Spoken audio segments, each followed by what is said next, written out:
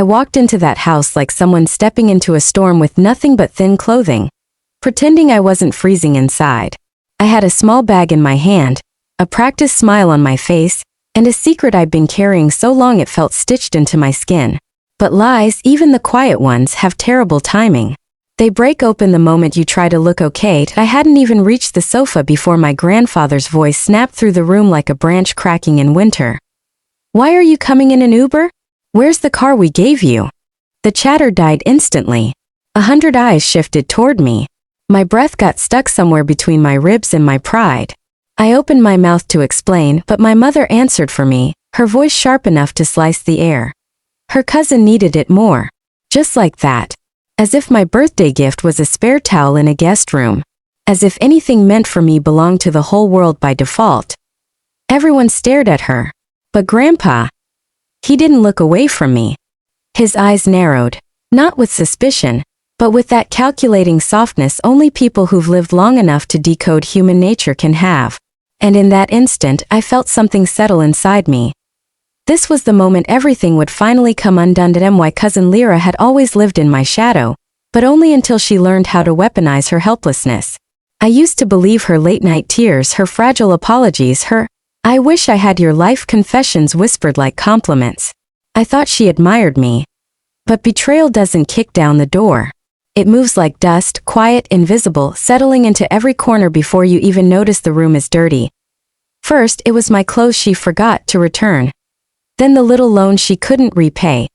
Then the boyfriend who somehow found her opinions easier to trust than mine. I excused all of it because I loved her more deeply than she understood fairness. And she knew that.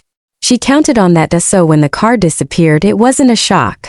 It was simply the loudest of 1,000 whispered insults. I found out the truth a week later. Lyra hadn't needed the car. She had asked for it. Directly. Boldly. She'd told my mother I barely went anywhere, that she had responsibilities, that she deserved it more, and my mother, soft where she shouldn't be, blind where she needed clarity, handed it over without even telling me. I didn't yell. I didn't fight. I just folded inward. They confused my silence with surrender. That was their first mistake. Revenge isn't born from rage. It's born from absolute clarity. I stepped back from everyone. I watched. I listened. I paid attention to every lie Lyra wrapped herself in. Every person she used like a stepping stone. Every time she abandoned someone who trusted her. I started to understand her patterns like they were equations only I could solve. And I waited. Because revenge is less about force, and more about timing. Lyra had one weakness, one hunger that clawed at her. She wanted our grandfather's approval. The same approval she had never earned so she lied to him. Exaggerated achievements she didn't have. Took credit for things she never touched, painted herself as mature, organized, dependable. I let her do it. I let her build that golden image until it gleamed. Then, I placed a single, deliberate crack. I spoke to Grandpa privately. Not dramatically. Not emotionally. Just honesty, sharp, stripped down, unflinching. I told him the car was gone. Not stolen. Not misplaced. Given away. And I told him why. I watched his jaw tighten. Not with anger, but with disappointment so heavy it felt like the room shifted. Disappointment lands deeper than fury ever could. He said nothing that day. But I could see the wheels turning behind his eyes. He was calculating, the same way I had been. A week later, he called us into his study without explanation. Everyone followed. My mother pale with unease, Lyra confident, rehearsed, already convinced this was just another moment built to spotlight her. Grandpa sat behind his desk like a judge preparing a sentence. His voice was calm, unnervingly so when he spoke. "Why did Lyra need your car more than you?" Lyra stepped forward, chin lifted, performance ready. "She has everything, Grandpa," she said smoothly. "I'm handling more responsibilities. I needed it." But before she could continue, he raised his hand. Silence flooded the room. Then he turned to his drawer, pulled out a thick, sealed envelope and placed it on the table. "This was meant for the grandchild who has shown integrity," he said. Lyra's face brightened. She even smiled.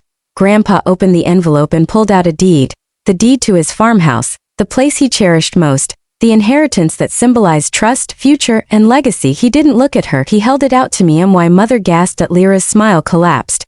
The entire room felt suddenly airless. "I know everything," Grandpa said quietly. And today only confirmed what you've spent years hiding. Lyra tried to speak, but her voice broke into excuses. My mother rushed to defend her, but Grandpa didn't listen. He walked past them, placed his hand firmly on my shoulder and said, "This belongs to you. And the next time someone tries to take from you, you come to me first." His voice wasn't loud, but it was finaled up by the time we stepped out of the study. Lyra had crumbled into tears. My mother followed her, guilt clawing at her face. And me? I felt nothing that resembled triumph. No victory. No vengeance. Just release, because justice doesn't always arrive like thunder. Sometimes it slips into the room the same way betrayal does, quiet, deliberate, undeniable. They finally saw who I truly was, and for the first time in my life they were the ones silent.